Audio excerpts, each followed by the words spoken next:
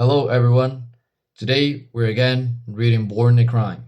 Today we're reading chapter 11, titled The Outsider.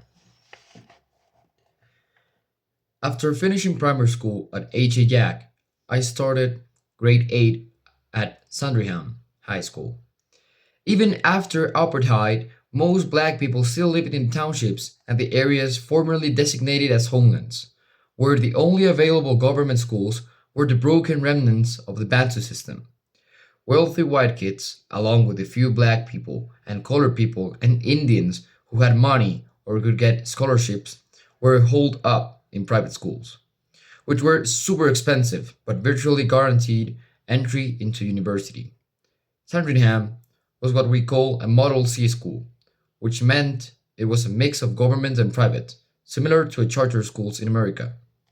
The place was huge, 1,000 kids on sprawling grounds with tennis courts, sport fields, and a swimming pool. Being a Model C school and not a government school, Sandringham drew kids from all over, making it a near perfect microcosm of post apartheid South Africa as a whole. A perfect example of what South Africa has the potential to be. We had rich white kids, a bunch of middle class white kids, and some working class white kids. We had black kids who were nearly rich, black kids who were middle class, and black kids from the townships. We had colored kids and Indian kids, and even a handful of Chinese kids. The pupils were as integrated as they could be given the apartheid has just ended. At H.A. Jack, race was broken up into blocks. Sandringham was more like a spectrum. South African schools don't have cafeterias. At Sandringham, we'd buy our lunch at what we call a talk shop, a little canteen, and we'd buy our lunch at what we call the talk shop. Sorry. And then have free reign to go wherever we wanted on school grounds to eat. The quad, the courtyard, the playground, whatever. Kids will break off and cluster into the cliques and group. People were still grouped by color in most cases, but you could see how they are all blended and shaded into one another. The kids who played soccer were mostly black. The kids who played tennis were mostly white. The kids who played cricket were mixed. The Chinese kids will hang out next to the prefab buildings. The Matrix, or South African school seniors, will hang out on the quad. The popular pretty girls will hang out over here, and computer geeks will hang out over there. To the extent that the groupings were racial, it was because of the ways race overlapped class in geography out in the real world. Suburban kids hang out with the suburban kids. Township kids hang out with the township kids.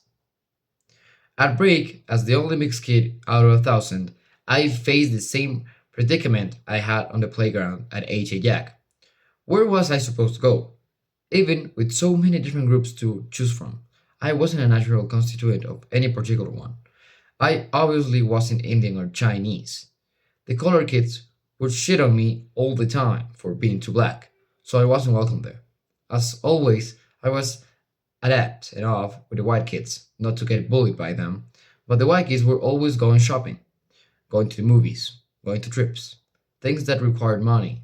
We didn't have any money, so I was out of the mix there too.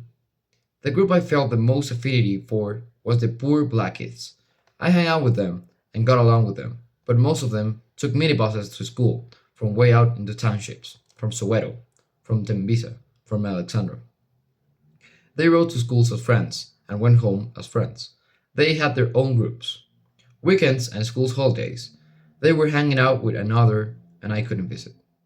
Soweto was a 40-minute drive from my house. We didn't have money for petrol. After school, I was on my own. Weekends, I was on my own. Ever the outsider, I created my own strange little world. I did it out of necessity. I needed a way to fit in. I also needed money, a way to buy the same snacks and do the things that other kids were doing, which is how I became the talk shop guy. Thanks to my long walk to school, I was late every single day. I'd have to stop off in the prefect's office to write my name down for detention. I was the patron saint of detention, always late. I ran to join my morning classes math, English, biology, whatever. The last period before break was assembly. The pupils would come together in the assembly hall, each grade seated row by row, and the teachers and the prefects would get up on stage and go over the business of what was happening in the school, announcements, awards, that sort of thing. The names of the kids with attention were announced at every assembly. I was always one of them. Always, every single day. I was a running joke. The prefect will say, "Detentions for today," and I will stand up automatically. It was like the Oscars, and I was Meryl Streep. There was one time I stood up, and then the prefect named the five people, and I wasn't one of them. Everyone burst out laughing. Somebody yelled out, "Where's Trevor?" The prefect looked at the paper and shook his head. "Nope." The entire hall erupted with tears and applause. Yay! Then, immediately after assembly, there would be a race to the tuck shop because the queue to buy food was so long. Every minute you spent in the queue was working against your break time. The sooner you got your food, the longer you had to eat, play a game or soccer or hang out. Also, if you got there late, the best food was gone. Two things were true about me at that age. One, I was still the fastest kid in school. And two, I had no pride. The second we were dismissed from assembly, I would run like a bat out of hell to the tuck shop, so I could be the first one there. I was always first in line. I became notorious for being that guy. So much that people started coming up to me in the line. "Hey, can you buy this for me?" Which will piss off the kids behind me because I was basically cutting the line. So people started approaching me during assembly. Then I say, "Hey, hey, hey, I've got 10 rand. If you buy my food for me, I'd give you two." That's when I learned time is money. I realized people will pay me to buy their food because I was willing to run for it. I started telling everyone at assembly, "Place your orders. Give me a list of what you want and give me a percentage of what you're going to spend, and I'll buy your food for you." I was an overnight success. Fat guys were my number one customer. They loved food, but couldn't run. I had all these rich fat kids who were like, "This is fantastic." My parents spoiled me. I've got money, and now I've got a way I can get food without having to work for it, and I still can get my break. I had so many customers, I was turning kids away. I had a rule. I would take 5 orders a day, high bidders only. I'd make so much that I could buy my lunch using other kids' money and keep the lunch money my mom gave me for pocket cash. Then I could afford to catch a bus home instead of walking or save up to buy whatever. Every day I'd take orders. Assembly would end, and I'd make my mad dash and buy everyone hot dogs and cokes and muffins. If you paid me extra, you could even tell me where you'd be and I'll deliver it for you. I'd found my niche. Since I belonged to no group, I learned to move seamlessly between groups. I floated. I was a chameleon. Still a cultural chameleon. I learned how to blend. I could play sports with the jocks. I could talk. I could talk computers with the nerds. I could jump in the circle and dance with the township kids. I popped around to everyone, working, chatting, telling jokes, making deliveries. We're almost finished. Just let's stop for a moment and think. Do you remember the chapter called Chameleon? This part here makes a reference to that chapter. He's still a chameleon. What does that mean? He needs to adapt to every environment, okay? To every situation in his life. Every human being needs to find the group of people they feel comfortable with. If you don't feel comfortable in one group, maybe that group isn't for you. And that group needs to change for you. No, that's wrong. You have to change for that group? Maybe not. Maybe you just need to find the correct group. The group doesn't have to change, neither you. Trevor has found a way to include himself into this group. Maybe people only like him by interest, like he's buying the food. Yet, he's happy doing this. He's getting money out of this. And I don't think that people are treating him bad. Maybe they're just not his friend. But he's happy and he feels comfortable. And he just found a job. Like, this is a job. And he's taking money out of this. So he's happy now, and that's what is important. The most important thing in life is to be happy, and it doesn't matter how. It has to be ethic, it has to be correct, but it doesn't matter how. So the important thing in life is being happy. Doesn't matter what people think or what people have to say about your doings. But if you feel happy and you feel that you're not doing anything wrong to anyone, then you're good. I was like a weed dealer, but of food. The weed guy is always welcome at a party. He's not part of the circle, but he's invited into the circle temporarily because of what we can offer, what he can offer. That's who I was, always an outsider. As the outsider, you can retreat into shell, be anonymous, being invisible.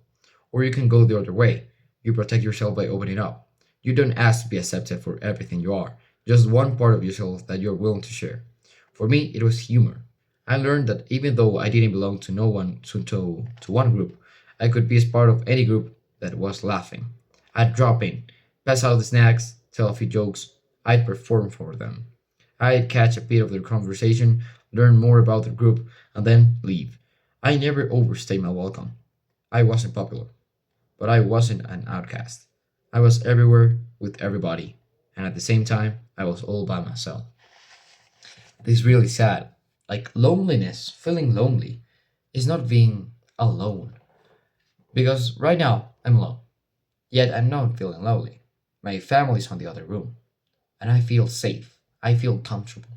I feel loved. The problem comes when you're at a party full of people, completely surrounded by loads and loads of people, yet you feel alone. You feel like you have no one in that place to share feelings with, to share emotions. You feel you have no one. And that's loneliness. And that's what Trevor is describing here. He says he might be part temporarily of every group, but he has an established group for his own. And he isn't part for a full time he isn't a full time member of any group. And that's sad. That's why he describes himself as a chameleon. Okay? And now, Trevor doesn't seem to want to be part of any group, a full time part of any group. Yet he's happy. And he has found that his strength is humor. And maybe, just maybe, that's why he has become a comedian and known worldwide. And he just presented the Grammys last month. See you in the next video. Have a nice day, have a nice night. Don't forget to read every day, every month, every life. See you.